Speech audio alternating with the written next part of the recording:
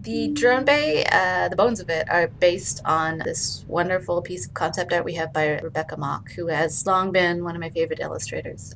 So I wasn't able really to hit all of the details here in our concept art for the final room, but I think we managed to get the broad strokes of it, and some of the things, some of the assets like the door up at the top, we had to reuse from previous versions of the station or previous areas in the station.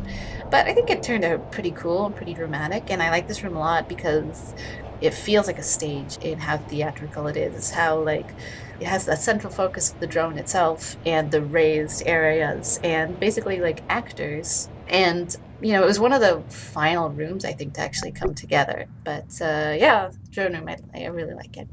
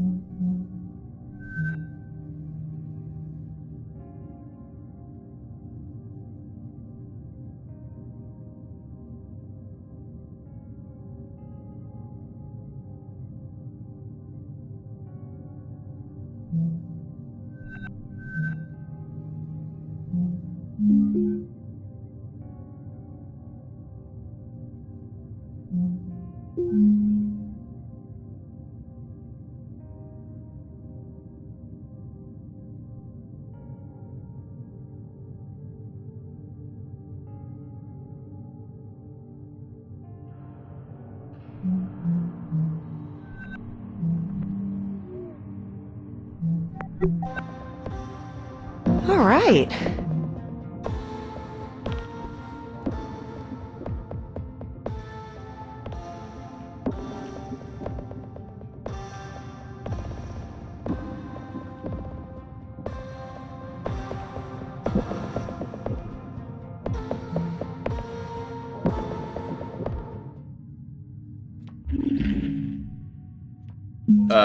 Yeah, Bert, in fact, is engaged with decorating their room in the AR fragment that's here. It's kind of an externalization of Bert's desire for something else. Bert's desire to kind of branch off from what she's been trained to do as a mechanical engineer and be able to kind of follow her passion of doing art and being an artist. Yeah. Or at the very least her interest. But yeah, right. It's not really encouraged by Venturas. Right. But the painting that she's doing is a painting called Luna, that I think is from like sort of the 19th century kind of like pre-Raphaelite school. And we thought it was on theme, being like a lady on a moon. Yeah, that's cute. Bert is very sweet, but her idea was a little on the nose, but that's okay. I mean, Clive's music is a little on the nose. It's fine. It's true. We can blame our characters on how corny we are. That's exactly what we should do. Yes, you're right. We are going to talk about filled animals, which there is one of in Tacoma. And it's like a stuffed animal, but filled with gel. Right, yeah, it's stuffed with gel. It's filled, even. It's filled and stuffed simultaneously. It's gross. Well, I just know that they weren't going to make it for a long, long time. Like, they just weren't in the game. And finally, they came in hot, like, at the very end. Like, we were like, well, we have the model. Like, I had modeled it at some point, and Noel had rigged it. Because of all the joints and the wiggliness of the legs, I think it was an interesting time to try to make it behave in a way that was the appropriate amount of terrible. So, yeah, I guess filled animals happened because of our love for plushies and just being jokesters. I think many things in Tacoma came from office jokes and then became serious. Serious in quotes. I like Nat and Bert's bunk. We tried to make each bunk feel very different from the rest. They all have a different footprint. They all have a different, color and aesthetic to them, as best as we could do. But I think that Nat and Bert's bunk might be one of the more successful. They have sort of a high number of unique assets, like the weird floppy gel animal. They have the mouth guard, and Mouthguard is directly modeled on my own mouthguard. I was holding it in my hand as I sculpted it. So in a way, those are my teeth in the game. They also have the sex toys. There's the vibrator and the rope. Just the mural on the wall is kind of interesting. So I think, it's one of the more interesting bunks to visit. Nanbert's bunk, I give it 5 stars.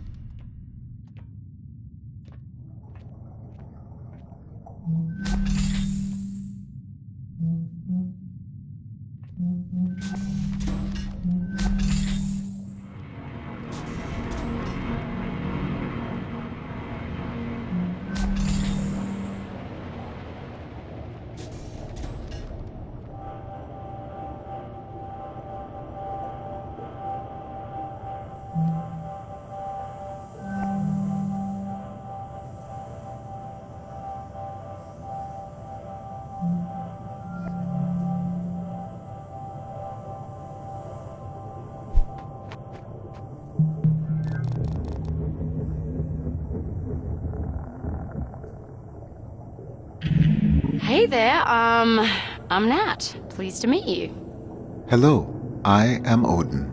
I look forward to working together. Same here, mate.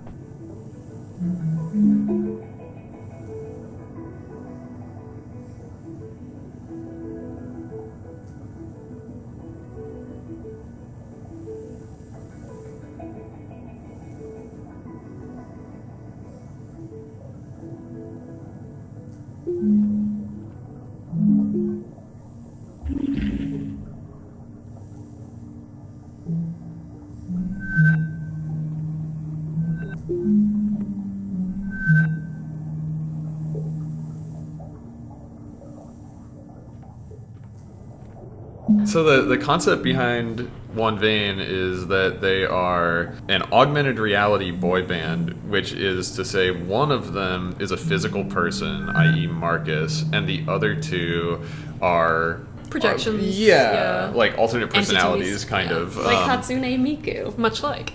But they do look like real people as opposed to... It's true. It's And importantly, the song that Nat is listening to in the shower was written by our one intern, Dylan, who's amazing. Yes. And he just wrote the One Vein song, the official One Vein song, and you can get it on Bandcamp. Yeah. And so he brought life to the One Vein band and wrote the lyrics. And sang each part. Yeah. In character. Which is exactly like what the fiction is, 'cause Right. it's the one guy. Exactly. So it's basically perfect. Like, I remember there was one day where we were in the office and we were talking about naming them, and it was somehow like went from Veiny Johnny to Wizard Marcus and Marcus. Well, I thought I thought that it basically started as us saying that the character's going to have different archetypes, kind Right. of. You know, because a lot of boy bands, it's like, he's the bad boy with a leather jacket, and he's the sporty guy, and he's the nice guy with glasses. And so we were like, well, there's Marcus, who's just the general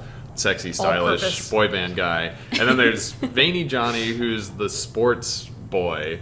And then we were like, and then what else? It's like, what if one of them was just a wizard or a magician or some sort of magic user? Probably and we're Tynan came up with that. Let's be honest. Well, I mean, if it was Tynan, he would have been like, one of them's a skeleton warrior. That's a good point. But yeah, I think we were like, what are their archetypes? One of them could be a wizard. And then from there, we were just riffing, and we were like, what if his name was just Wizard Marcus? Because he was the wizard version of Marcus. So good. And now we live in hell. By the way, I like that the human boy is just the all-purpose regular. boy. General. And then like somehow sports is like a fantasy thing Very alongside special. wizards. Yeah, it's fine. Accurate. Sports are fantasy. Yeah, I agree.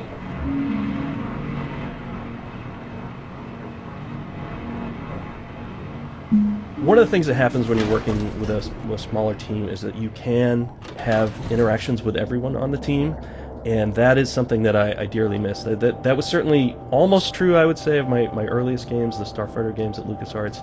I had connection with a large amount of the team because our engineering group was pretty small in that, and so we all wore multiple hats. So I worked with all of the designers and many of specific types of artists. So we had environment artists that I often worked a lot with, but maybe not the artists who made the ships. Here, literally every person on the team I can have spent some time with and talked about some particular aspect that I need to know about, or to help them do their job better if possible. So that's a thing that's greatly changed moving to this. When I worked on larger teams with big teams of engineers, I spent almost all of my time with engineers, and it was only when specific designers or artists had specific needs of our group that they would come to me. I didn't really have the chance to just kind of walk around and spend time with individual artists or designers, which is something I dearly missed, and actually is a big part of why I've become an independent again and doing consulting, is to have the opportunity to work directly with people and see myself more on the screen as a result as well.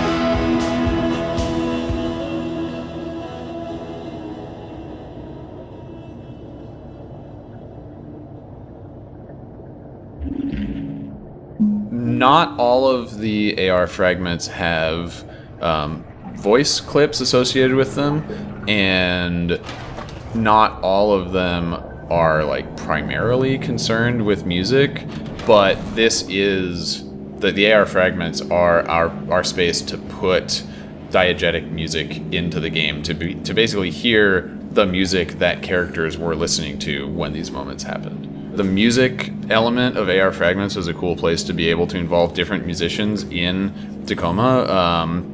the band that Nat is listening to here and that's in Sarah's bunk is a band called Floating Room that are a Portland band that we discovered during the development of the game, and they had like a feel to their music that we thought really fit. They also play the end credits music And our launch in party. the game, and they played at our launch party, which was really sweet of them. Yes. And our friend Matt Burns, who is a musician and also works in the games industry as a writer and a producer, provided us the music for Nat's Office. Patrick did at least one of the tracks. Did the one in Bert and Nat's bunk. Yeah. And some of it, was like public domain stuff like the old-timey jazz music. But yeah, it was just another way to get a cool variety of contributions from different artists and performers into the game. Was there something special about the wedding ring put back? Originally, the way that Chivo worked is you had to pick it up and carry it all the way back to the ship, and then you had to finish the game with either it in your hand or it just kind of within the confines of the ship, so there was a tracker volume, but now you just click it and it's implied that Amy like puts it in her pocket. I see. That's cool. Yeah, I always imagined like there would be some weird wedding ring put back, like a little like cup. A wedding ring cup in Amy's ship. You have like one of those ring holder hands or Yeah. whatever. Oh yeah. Back on the finger. Oh god, those are so creepy.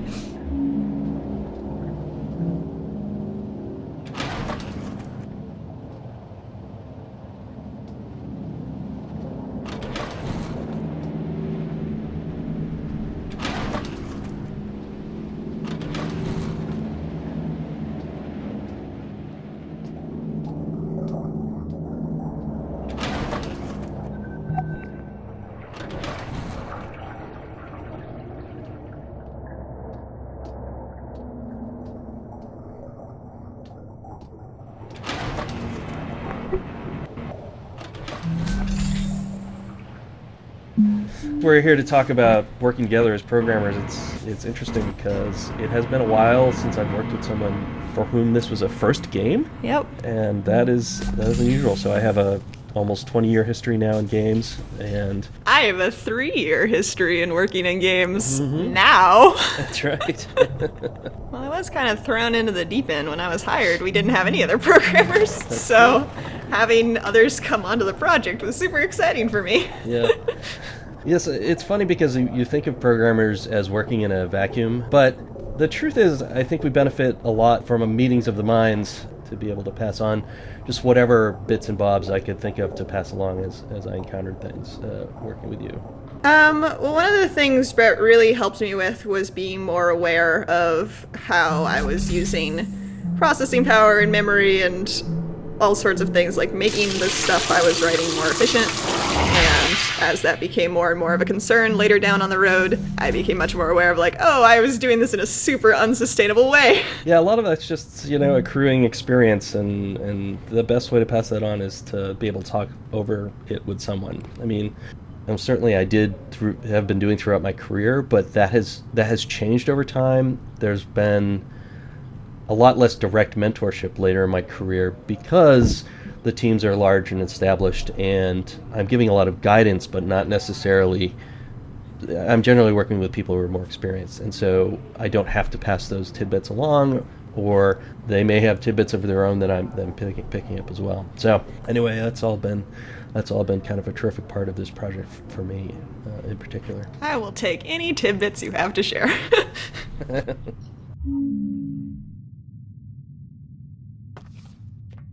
There's a Christmas duck in Nat's bunk, which is very jolly and lights up and sings a song.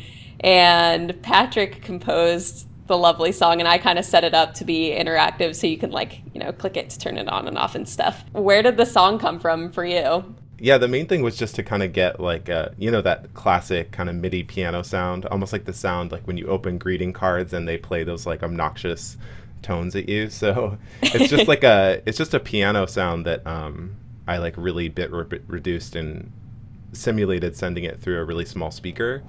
to kind of sell the idea that it was maybe cheaply manufactured. Oh my god, that's so cool. Wait, so did you were playing it through like a real, like, physical tiny speaker? Yeah, like a tiny speaker. Yeah. Oh my god, that's so cool. Yeah, super analog. Yeah, but I love the Christmas duck just because, I don't know, it's one of those moments that feel like really personal when the player kind of stumbles across it. At least it did for me when I was playing through and found it. So I did most of the product labels in Tacoma. I had some help from some of our contract artists, but I feel like I spent most of my time on this game just making up boxes for things. And honestly, I'm a stickler for detail, but my only real secret is just research the hell out of it.